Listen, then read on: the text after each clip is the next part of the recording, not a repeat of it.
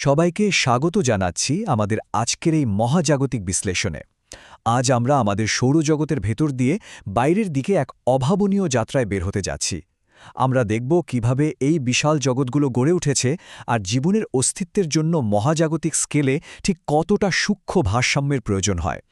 এই যাত্রায় ৮টি সম্পূর্ণ ভিন্ন ভিন্ন গ্রহের অসাধারণ সব বৈচিত্র্য এবং রহস্য উন্মোচিত হতে যাচ্ছে।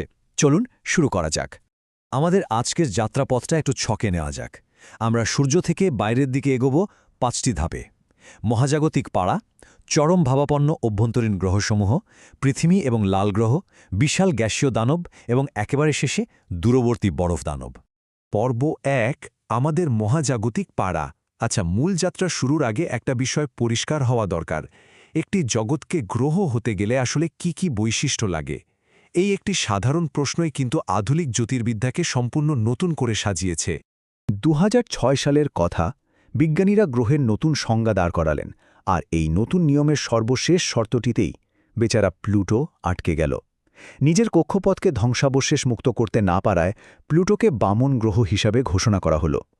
এর ফলে আমাদের সৌরজগতে এখন আনুষ্ঠানিকভাবে ৮টি গ্রহ টিকে রইল, যাদেরকে আমরা মূলত পাথরে অভ্যন্তরীণ জগৎ এবং বিশাল বাইরের দানবীয় গ্রহ এই দুই ভাগে ভাগ করতে পারি। পর্ব ২, চরম ভাবাপন্ন অভ্যন্তরীণ গ্রহসমূহ, বুধ এবং শুক্র। এবার আমরা সূর্যের একদম কাছের পাথুরে জগৎগুলোর দিকে এগোব। শুরুতেই আছে বুধ, যা সৌরজগতের একেবারে আদিম অবস্থার একটা জ্যান্ত টাইম ক্যাপসুল। একবার ভাবলে অবাক হতে হয়, বুধ গ্রহে তাপমাত্রার ওঠানামা একেবারে চরম পর্যায়ের। সূর্যের সবচেয়ে কাছে বলে আমাদের মনে হতেই পারে যে এটা সবসময় খুব গরম, কিন্তু দিনের বেলা পৃষ্ঠের তাপমাত্রা ৪৩০ ডিগ্রি সেলসিয়াসে পৌঁছালেও এর প্রায় কোনো বায়ুমণ্ডল না থাকায় রাতের বেলা তা এক ধাক্কায় -১৮০ ডিগ্রিতে নেমে আসে, মানে প্রায় ৬০০ ডিগ্রি সেলসিয়াসের একটা বিশাল পার্থক্য। বুধের ক্যালেন্ডারটাও কিন্তু দারুণ অদ্ভুত। নিজের অক্ষে খুব ধীরে ঘোরে, কিন্তু সূর্যের চারপাশে ঘোরে প্রচণ্ড বেগে, আর এই অদ্ভুত গতির কারণে সেখানে একটি দিন তার ১ বছরের চেয়েও দ্বিগুণ বড়। এর ফলে আকাশের দিকে তাকালে মনে হবে সূর্য যেন উদিত হচ্ছে, আবার হঠাৎ থেমে গিয়ে উল্টো দিকে যাচ্ছে, আর তারপর আবারও সামনে এগোচ্ছে। একেবারে মাথা ঘোরানো ব্যাপার। বুধ থেকে এবার একটু বাইরের দিকে শুক্র গ্রহের দিকে নজর দেওয়া যাক। পৃথিবীর মতো প্রায় একই রকম উপাদান নিয়ে তৈরি হওয়ার পরও শুক্রের পরিণতি যে কতটা ভয়াবহ হতে পারে, এটা তারই এক জ্বলন্ত প্রমাণ। শুক্র হল আক্ষরিক অর্থেই এক জ্বলন্ত নরক। রানঅ্যাওয়ে গ্রিনহাউস ইফেক্ট বা কার্বন ডাই অক্সাইডের কারণে তাপ আটকে গিয়ে এর প্রাচীন মহাসাগরগুলো পুরোপুরি বাষ্পীভূত হয়ে গেছে। আর এভাবেই এটি পরিণত হয়েছে সৌরজগতের সবচেয়ে উষ্ণ গ্রহে। হ্যাঁ, ঠিকই শুনেছেন, বুধের চেয়েও বেশি উত্তপ্ত। এমনকি এর পৃষ্ঠের চাপ পৃথিবীর তুলনায় ৯২ গুণ বেশি, যা যে কোনো মহাকাশযানকে মুহূর্তে একেবারে চ্যাপ্টা করে দেওয়ার জন্য যথেষ্ট। পর্ব ৩, পৃথিবী এবং লাল গ্রহ। ওই জ্বলন্ত নরক থেকে বেরিয়ে এবার আমরা আমাদের নিজেদের নীল মার্বেল খ্যাত শান্ত পৃথিবী এবং তার নীরব লাল প্রতিবেশীকে নিয়ে বিশ্লেষণ করব।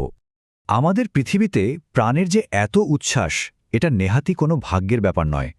জীবন ধারণের জন্য বিশাল একটা চেকলিস্টের প্রতিটি শর্ত এখানে নিখুঁতভাবে মিলে গেছে। গোল্ডিলক্স জোনে নিখুঁত অবস্থান, সুবিশাল তরল পানি, শক্তিশালী চৌম্বক ক্ষেত্র, সঠিক বায়ুমণ্ডল থেকে শুরু করে সক্রিয় ভূতত্ত্ব, এই প্রতিটি বিষয় একদম ঘড়ির কাঁটার মতো একসাথে কাজ করছে বলেই পৃথিবীতে আমরা টিকে আছি। এর যে কোনো একটু এদিক সেদিক হলেই সব শেষ হয়ে যেত।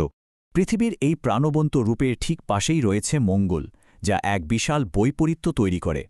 পৃথিবীর মতো শক্তিশালী চৌম্বক ক্ষেত্র না থাকায় মঙ্গল তার বায়ুমণ্ডলীয় সুরক্ষা হারিয়ে আজ এক চরম বৈরী মৃত পরিবেশে পরিণত হয়েছে। মঙ্গলের গল্পটা আসলে একটা বিশাল ট্র্যাজেডি। কোটি কোটি বছর আগে সেখানেও হয়তো সাগর ছিল, নদীর উপত্যকা ছিল, কিন্তু ভেতরের কেন্দ্রের গতিশীলতা এবং চুম্বকক্ষেত্র হারিয়ে ফেলার পর সৌরবায়ুর তীব্র আঘাতে এটি ধীরে ধীরে তার বায়ুমণ্ডল হারিয়ে ফেলে। গ্রহের বিবর্তনের ইতিহাসে বায়ুমণ্ডলীয় স্থিতিশীলতার ভারসাম্য আসলে কতটা ভঙ্গুর, মঙ্গল আমাদের সেটাই চোখে আঙুল দিয়ে দেখিয়ে দেয়। পর্ব ৪, বিশাল গ্যাসীয় দানব, বৃহস্পতি এবং শনি। মঙ্গল গ্রহ আর গ্রহাণুবেষ্টনী পার হয়ে আমরা এখন সৌরজগতের সম্পূর্ণ ভিন্ন এক জগতে প্রবেশ করছি। এগুলো হলো মূলত হাইড্রোজেন এবং হিলিয়াম দিয়ে তৈরি বিশাল গ্যাসীয় দানবদের রাজ্য। ১৪ গুণ। সংখ্যাটা নেহাত ছোট নয়। পৃথিবীর তুলনায় বৃহস্পতির চৌম্বক ক্ষেত্র ঠিক এতটা শক্তিশালী।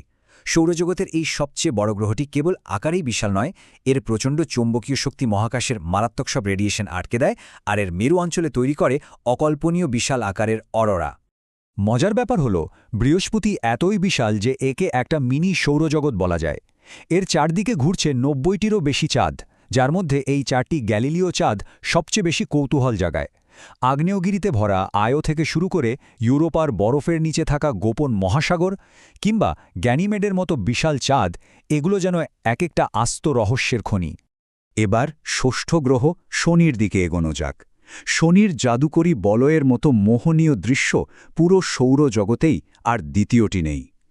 অবিশ্বাস্য হলেও সত্যি, এই বলয়গুলো প্রায় ২৮০,০০০ কিলোমিটার প্রশস্ত, অথচ এগুলোর পুরুত্ব মাঝে মাঝে মাত্র কয়েক ডজন মিটারের মতো। সম্ভবত ধ্বংস হয়ে যাওয়া কোনো চাঁদের অবশিষ্টাংশ থেকেই এই মহাজাগতিক সৌন্দর্যের সৃষ্টি। কিন্তু শুধু বলয় নয়, শনি আরও নানা কারণে অদ্ভুত। এত বিশাল হওয়া সত্ত্বেও এর ঘনত্ব এতই কম যে একে যদি কোনো বিশাল সমুদ্রের পানিতে ফেলে দেওয়া যেত তবে এটি দিব্যি ভাসতে থাকত। আর এর চাঁদ টাইটান ও এনসেলাডাসের কথা না বললেই নয়, যেগুলোতে মিথেনের হ্রদ ও পানির গিজার রয়েছে। বহির্জাগতিক জীবনের সন্ধানে বিজ্ঞানীরা এখন এই চাঁদগুলোর দিকেই তীক্ষ্ণ নজর রাখছেন। পর্ব ৫, দূরবর্তী বরফদানব ইউরেনাস এবং নেপচুন। আমরা চলে এসেছি সৌরজগতের একদম শেষ প্রান্তে। এটি অন্ধকার, হিমশীতল এবং দূরবর্তী এক অঞ্চল, যেখানে বরফ, অ্যামোনিয়া এবং মিথেন দিয়ে তৈরি গ্রহগুলোর রাজত্ব। ইউরেনাসের সবচেয়ে অদ্ভুত ব্যাপার হল এর ৯৮ ডিগ্রি অক্ষীয় হেলে থাকা অবস্থান। অন্য সব গ্রহ যেখানে লাটিমের মতো ঘোরে, সেখানে এই নীলচে সবুজ গ্রহটি যেন মহাকাশে একটা ব্যারেলের মতো গড়িয়ে গড়িয়ে তার কক্ষপথে প্রদক্ষিণ করে। আক্ষরিক অর্থেই মনে হবে কেউ যেন একে ধাক্কা দিয়ে গড়িয়ে দিয়েছে। ইউরেনাসের এই শান্তভাবে গড়িয়ে চলার বিপরীতে রয়েছে নেপচুন। সৌরজগতের একদম শেষ সীমানায় অবস্থিত এই গ্রহটি প্রচণ্ড ঝোড়ো হাওয়া আর চরম অশান্ত এক জগৎ। নেপচুনের ২০০০ কিলোমিটার প্রতি ঘণ্টার বাতাস প্রমাণ করে যে সূর্য থেকে এত দূরে থাকা সত্ত্বেও এই জগৎগুলো মোটেও নিষ্প্রাণ বা স্থির নয়। তাহলে এই ৮টি গ্রহের মহাজাগতিক গল্প থেকে আমরা কি বুঝলাম? বুধের টাইম ক্যাপসুল থেকে শুরু করে পৃথিবীর নিখুঁত ভারসাম্য কিংবা নেপচুনের রহস্যময় সীমানা, প্রতিটি গ্রহই আমাদের শেখায় কিভাবে একটি গ্রহ জন্ম নেয়, বিবর্তিত হয় এবং ধীরে ধীরে মৃত্যুর দিকে এগিয়ে যায়। সৌরজগৎ আসলে শুধুই কিছু পাথর আর গ্যাসের সমষ্টি নয়, এটি একটি জীবন্ত, চলমান মহাজাগতিক প্রক্রিয়া। আমাদের আজকের এই বিশ্লেষণের একেবারে শেষে একটা কৌতূহলোদ্দীপক প্রশ্ন রেখে যেতে চাই। নেপচুন পেরিয়ে ওই দূর অসীম অন্ধকারের দিকে তাকালে কি মনে হয় না, আমরা কি আসলেই এই সুবিশাল মহাবিশ্বে একা? আমাদের নিজেদের সৌরজগতের ভেতরের এই বিশাল বৈচিত্র্য কি এই ইঙ্গিত দেয় না যে অন্য কোনো নক্ষত্রের চারপাশে ঠিক আমাদের পৃথিবীর মতোই কোনো নীল মার্বেল হয়তো আজও আবিষ্কৃত হওয়ার অপেক্ষায় লুকিয়ে আছে? একবার ভেবে অবাক হতে হয়, তাই না? আজকের মতো এই মহাজাগতিক যাত্রায় আমাদের সাথে থাকার জন্য অসংখ্য ধন্যবাদ।